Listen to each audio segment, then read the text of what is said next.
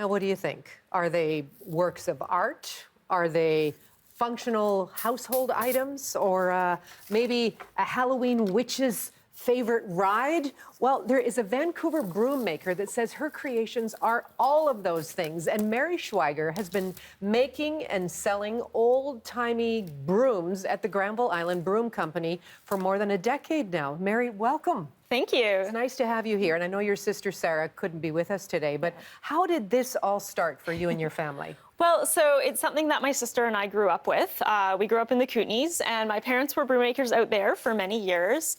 But they learned from friends of theirs, and those friends learned from someone from a Shaker village on the East Coast. Wow. Okay, so where do you even start when you're making a broom? Because I know you brought in some of the raw materials. Yeah, for us here, yeah. so Let's grab some of those. Basically, I've loaded up the counter here. Okay. It's a type of sorghum, also known as broom corn, and it's grown in northern Mexico, but it's just amazingly strong and flexible fiber. Okay, and what about some of the tools that you use? Yeah. So we use all of our tools and equipment is mostly antique. This is just a broom pounder. Sometimes you have to pound it into shape or pound a nail in. These are sewing cuffs to allow you to push needles through the brooms to stitch them flat. So yeah, a lot of our equipment and machinery comes from the 1800s. Okay, and you actually not only demonstrate, these brooms are made in your shop on Granville Island. Exactly. When people come in and watch us work, it's less of a demonstration and more just us doing our production in front of people. Okay, I love it. So why don't we go through some of these brooms and tell me what some of these are, what is their function, I guess. I'm dropping more little pieces here. This one is gorgeous. Yeah, so that is a turkey wing style whisk, and it's a classic old style whisk broom. But you basically have to build it by hand, so you don't see it anymore. We just add one little chunk of fiber as we go, so it fans it out into a beautiful broom, but it's also super practical and nice to use. Well, I see. Okay, how long would it take you to put this together? One of those aren't too bad, like, 10 minutes or something of just binding, and there's no drying time or anything with those, so those are a really fast one. Most of the brooms are a week-long process, essentially. Week-long, okay. Describe this one for us, because the wood is beautiful, and I don't know, it is a gorgeous piece. Yeah, so this one is very cool because it's actually local BC arbutus wood from a friend's property. If friends of ours have like a branch that falls or something like that, that's the only time we can ever get arbutus. So that's always exciting. And then the broom itself, we have to basically sort the fiber to different sizes and qualities, soak it in hot water so that it's pliable enough to work with, and then slowly bind it on. We weave it, that's the last step of binding it on. Well, that's what I was going to say. So this is woven. The actual fibers are woven. Exactly. So they'll be quite waterlogged when we're doing the work, and so you're lifting every second stem and weaving your way along.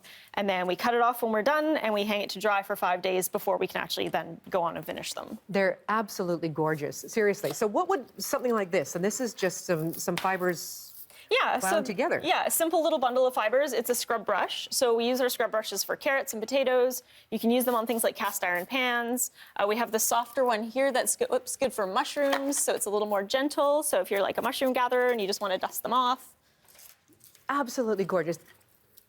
Tell me about some of the, come on over here. And so we've got some round ones, we've got some flat ones. What are their practical uses now? Yeah, so there's quite a big difference between the round and the flat broom, and part of it is just the era. Before the early 1800s, all brooms were round. Yes. So trimmed or untrimmed on the ends, but basically just a round broom. It either covers a large area at once, or it really kind of digs in if it's trimmed off. The flat broom is your more modern broom. So when they decided to start fanning them out, then you started getting that more coverage at once, so more efficient, but also a lot of control. So that's kind of your all-purpose broom of today. I see. So who buys these brooms? One thing we love is it's pretty much anyone and everyone. There's really no demographic or type of people that buy our brooms, and they buy them for practical reasons as well as more decorative and fun reasons. And so really we just get the widest possible range. I want to hear about your house. How many functional brooms do you use in your home space? So I am both a minimalist and live in a 600 square foot Vancouver condo. But I have a floor broom, a flat one. Show us one of those. Okay. So it's actually a slightly compact, smaller size to this, and it's got a natural branch handle, so a little fancier. Yes. But yeah, so basically this is your practical floor broom. So I have one of those. I have one cobwebber. And there is a cobwebber around here. Yes, one of these. So basically the idea with the cobwebber is you're just reaching up and getting things from the corners. So they're really handy. Look at this. Look at this. This is a manzanita wood handle, so also very beautiful, but very, very handy as well.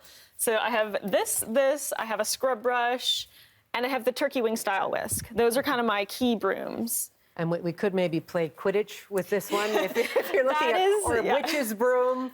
That is definitely our most popular type of broom. This is a rustic birch broom. Round ends is definitely our old witchy style.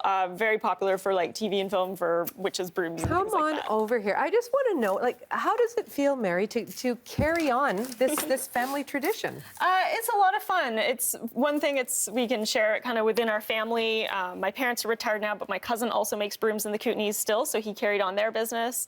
So it's a fun family thing that we all get to sort of share together, and also just a rare historical craft. So I really enjoy that we can carry on doing something that's practical. It builds long-lasting brooms. You know, it makes it more sustainable and things like that. So. I see. And we see your sister and a friend dressed up as witches yeah, there. that's Sarah and Stephanie has been with us for like a decade working in our shop. So yeah.